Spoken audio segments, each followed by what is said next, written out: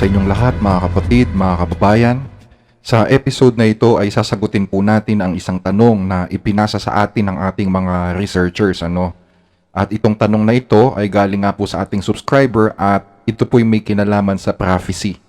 Ang tanong po niya, Brother, maaari niyo po bang ipaliwanag ang tinatawag na close of probation? Hindi ko po ito maintindihan at kailan po ito magaganap. Maraming salamat po sa panahon na ibinigay ninyo. Well, maraming salamat din sa iyo kapatid sa tanong na ipinadala mo. Alam mo, kung ikaw ay isang empleyado, I am sure na alam mo rin ang ibig sabihin ng salitang probation or probationary. The very basic meaning na ibinigay ng mga dictionary about probation o yung salitang probationary ay ganito. Sabi dito sa vocabulary.com, probationary describes a time period or process of testing someone out.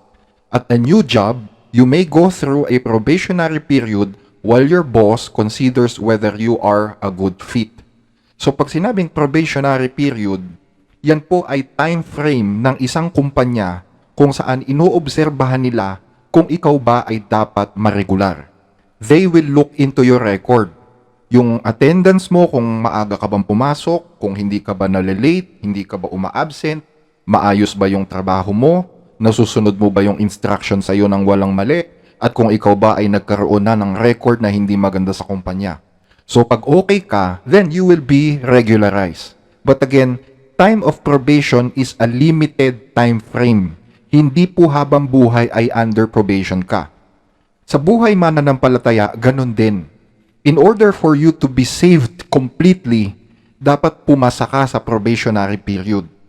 God is giving us enough time to be saved. Kapag natapos ang time frame ng Diyos at hindi tayo nag-comply doon sa pinapagawa niya, doon sa time frame na yon para maligtas ka, wala na pong pag-asa pag lumampas na yung time frame or pag natapos na yung probationary period. Wala na pong second chance mga kapatid. Parang sa trabaho lang din, pag naging probationary ka at bumagsak ka, wala nang pangalawang probation. Ang tanong, nasa Biblia ba ito? Pakinggan ninyo sa Proverbs 1:24. Sapagkat ako'y tumawag at kayo'y tumanggi. Aking iniunat ang aking kamay at walang makinig. Kundi inyong iniuwi sa wala ang buo kong payo at hindi ninyo inibig ang aking saway. Ako naman ay tatawa sa kaarawan ng inyong kasakunaan. Ako'y manunuya pagka ang inyong takot ay dumarating. Pagka ang inyong takot ay dumarating na parang bagyo at ang inyong kasakunaan ay dumarating na parang ipu-ipo, pagka ang hirap at hapis ay dumating sa inyo, kung magkagayon tatawag sila sa akin, ngunit hindi ako sasagot. Hahanapin nila akong masikap, ngunit hindi nila ako masusumpungan, sapagkat kanilang ipinagtanim ang kaalaman at hindi pinili ang takot sa Panginoon. Ayaw sila ng aking payo, kanilang hinamak ang buo kong pagsuway, kaya't sila'y magsisikain ng bunga ng kanilang sariling lakad at mabubusog ng kanilang sariling mga kagagawan. Ayan ang liwanag. Ako'y tumawag, kayo'y tumanggi. Iniunat ko ang aking kamay at walang makinig. Inyong iniuwi sa wala ang buo kong payo at hindi ninyo inibig ang aking saway.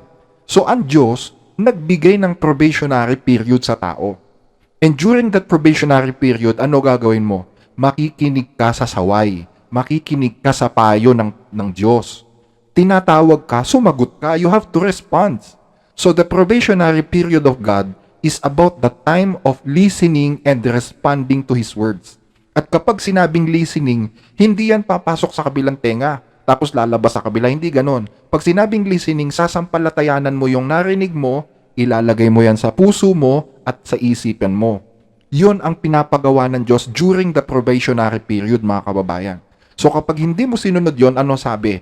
Ako ay tatawa sa kaarawan ng inyong kasakunaan. Tutuyain ko kayo pagka ang inyong takot ay dumating. Pagka ang inyong takot ay dumating na parang bagyo at ang kasakunaan ay dumarating na parang ipo-ipo. Pagka ang hirap ay dumating na sa inyo, tatawag kayo sa akin pero hindi ako sasagot. Hahanapin ninyo ako pero hindi nyo ako masusumpungan.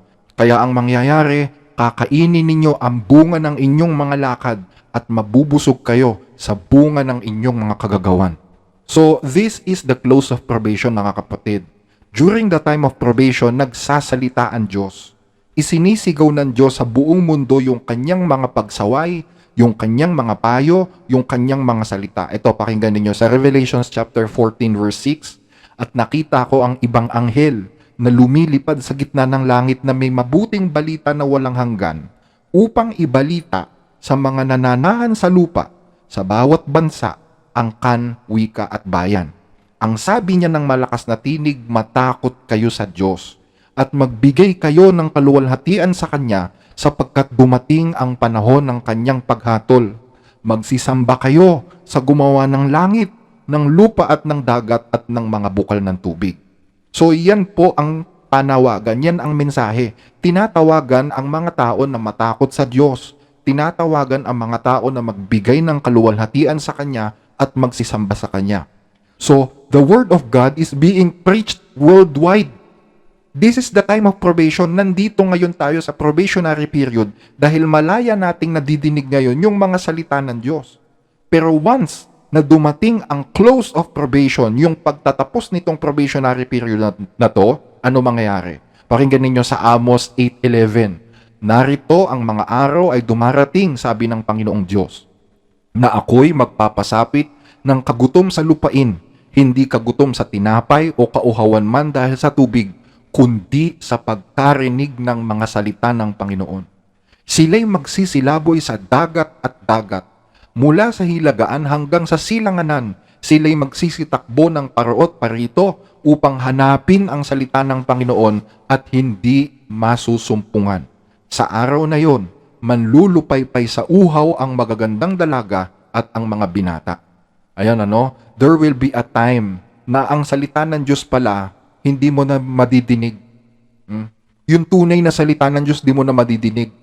Baka pati Biblia wala na rin. Ano papalit? Unang Timoteo 4:11, ito papalit kapag nawala na yung salita ng Diyos. Ngunit hayag na sinasabi ng Espiritu na sa mga huling panahon, ang iba'y magsisitalikod sa pananampalataya at makikinig sa mga espiritong mapanghikayat at sa mga aral ng mga demonyo. So time will come, ang salita ng Diyos mawawala na. Itong mga nadidinig ninyo sa pangangaral ng nakasulat sa Biblia, mawawala na lahat ito. Baka pati Biblia mawala. Ano ipapalit? Aral ng mga demonyo. Mga aral na wala sa Biblia. Mga imbentong aral ng mga pastor na sinungaling, puro daldal, prosperity, yan ang mga ituturo sa inyo. Paano ka payayamanin ng Diyos? Mga healing miracle na gawa-gawa lang dahil kasabwat naman yung nandun. Mga love thy neighbor, pero pati yung same-sex love and marriage, pinapayagan. Mga gawa-gawang kwento ng mga pastor, mga bida-bida nila, mga drama, mga adventure nila, mga testimony na hindi ka panipaniwala, kung ano-anong mga kwento na wala sa Biblia. Yan ang magiging kapalit ng katotohanan pagdating ng panahon. Kahit nga ngayon di nyo ba napapansin? Tatayo yung pastor sa pulpito. O kaya tatayo si father sa pulpito. Magsasalita ng 1 oras, 2 oras.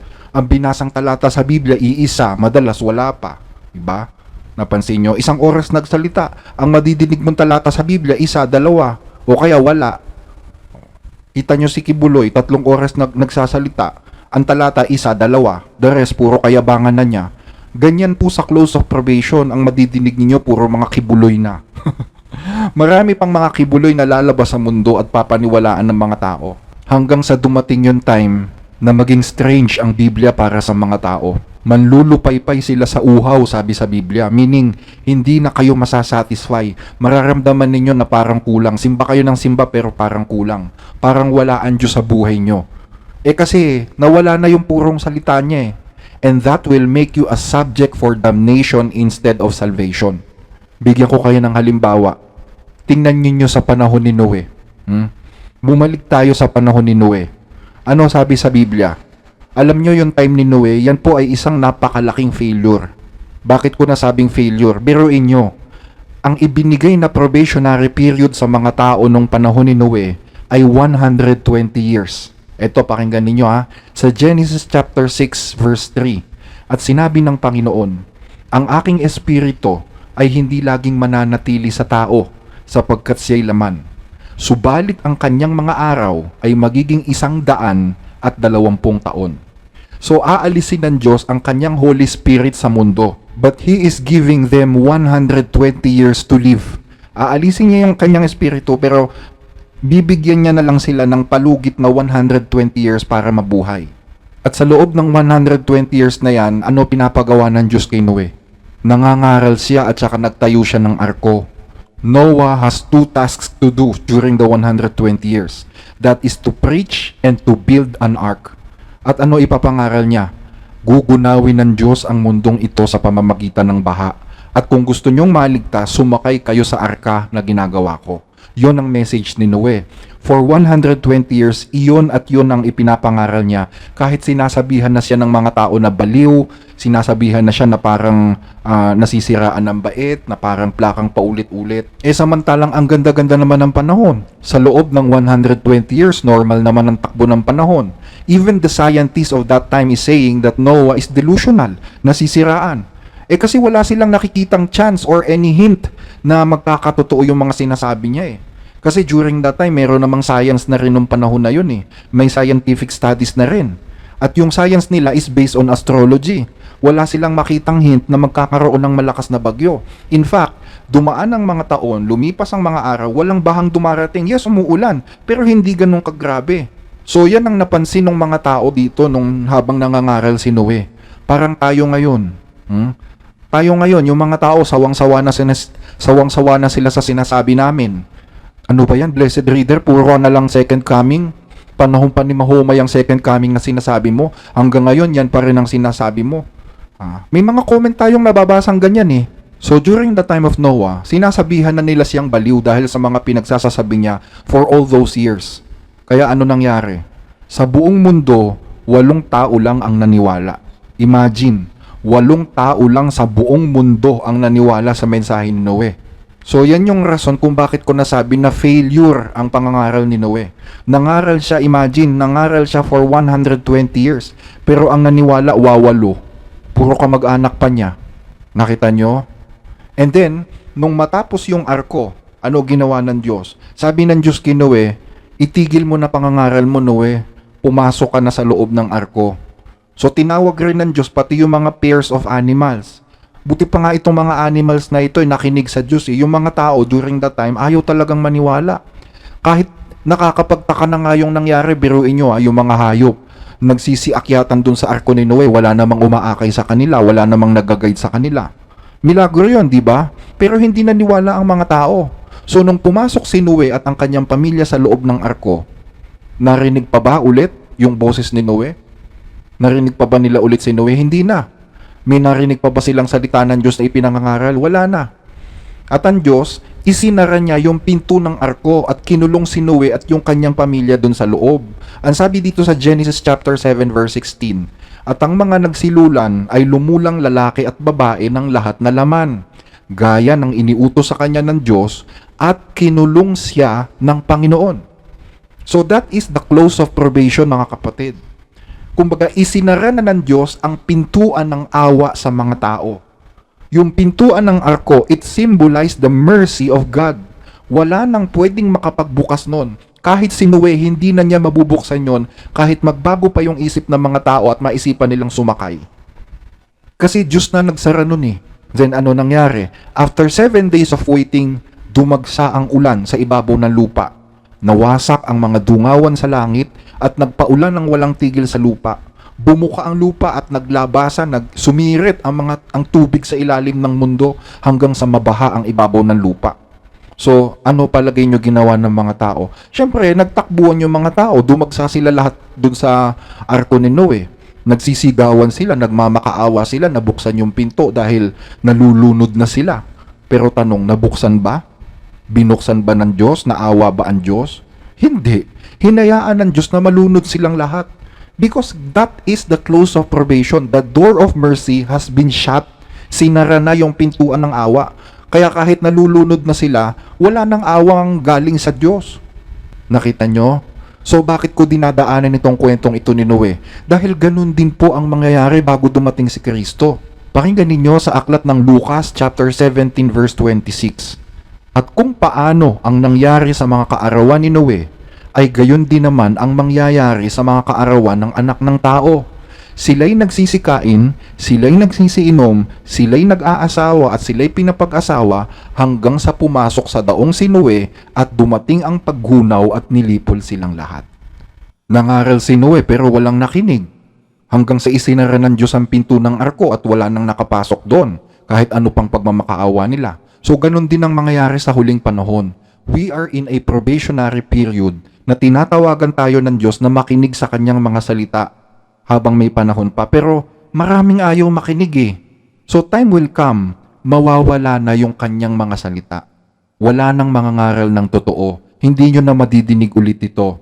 Hindi mo na maririnig yung mga nadidinig mo ngayon.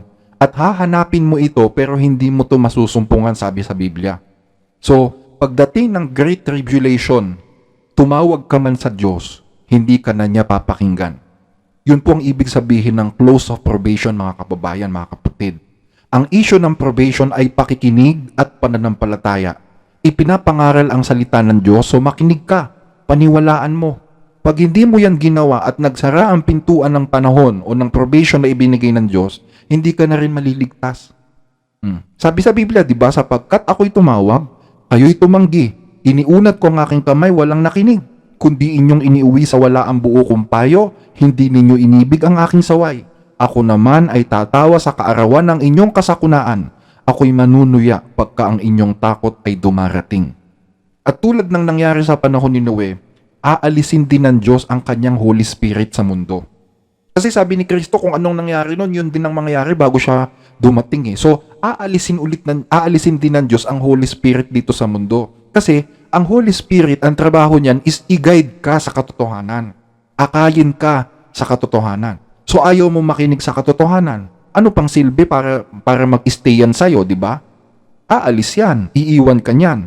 At kapag wala ka ng Holy Spirit, hindi ka na rin makakaramdam ng takot sa Diyos. Kasi kaya ka natatakot sa Diyos ngayon dahil ayaw ka pang iwan ng Holy Spirit eh. Meron pa rin bumubulong sa iyo eh. Pero kapag iniwan ka niyan dahil sa patuloy mong pagtanggi sa katotohanan, you will feel na parang hindi ka na rin takot gumawa ng masama pag iniwan ka niyan. Hindi ka na magkakaroon ng takot sa Diyos. Matutupad ngayon yung prophecy sa Revelations 22:11, ang liko ay magpakaliko pa, at ang marumi ay magpakarumi pa, at ang matuwid ay magpakamatuwid pa, at ang banal ay magpakabanal pa. So dahil wala ng Holy Spirit sa iyo, God will let you do what you want to do. Ang liko, magpakaliko pa kayo. Ang masama, magpakasama pa kayo. Kaya kita nyo, sa panahon ni Noe, sumama ang mga tao. Kasi iniwan sila ng Holy Spirit eh, di ba? So ganyan din ang mangyayari bago dumating si Kristo during the close of probation. So I think nasagot na natin yung tanong ng kapatid tungkol sa close of probation. Sana'y naintindihan nyo po na tayo ay nasa panahon ng probation ng Diyos. But again, hindi tayo palaging nandito sa ganitong sitwasyon. God will end the probation no matter what. So habang may panahon pa, samantalahin natin yung ating mga nadidinig.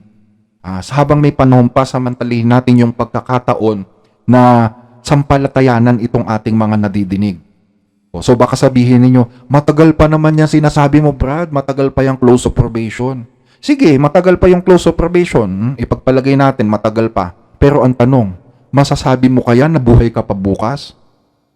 Matagal pa yung close of probation, pero yung buhay mo hanggang kailan lang? Hindi mo masasabi yan. Death is also a closing of probation. Tandaan nyo yan. So again, thank you for listening mga kababayan sa episode na ito. God bless and to God be the glory.